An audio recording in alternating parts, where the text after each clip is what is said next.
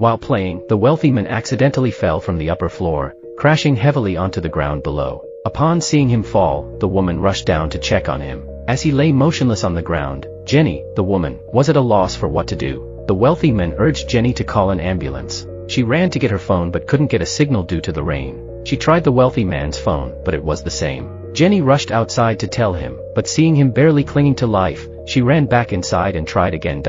When Jenny ran outside again, the wealthy man had already lost consciousness. She dashed to the wall to see if the servants had returned, but it was pitch black outside. Jenny could only run back inside. Seeing the unconscious wealthy man on the ground, fear began to creep into her heart. She hurried to the kitchen, grabbed some ice, wrapped it in a cloth, and placed it under his head. Then she found an umbrella to shield him from the falling rain. Next, Jenny tried to wake the unconscious tycoon, but he remained unresponsive. With no other options, Jenny returned inside to keep calling, but the line remained dead. She finally picked up the wealthy man's phone. Seeing his wife's number displayed, Jenny hesitated for a long time, lacking the courage to dial. Yet, glancing outside at the wealthy man lying in the rain, she picked up the phone and dialed. She then tossed the phone onto the table, and this time, it connected. The ringing woke the sleeping Mano. Just as she reached for the phone, it hung up.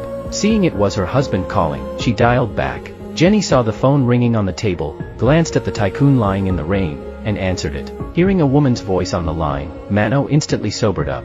Her woman's intuition screamed that her husband had been unfaithful, yet Mano forced herself to remain calm as she listened to Jenny's account. Upon learning her husband had fallen from the upper floor and was now unconscious, Mano hung up and immediately called the hospital to request an ambulance. The hospital informed her, however, that no vehicles were available. Before she could plead further, the hospital had already ended the call. Mano could only call her husband again to tell Jenny the ambulance wouldn't arrive tonight.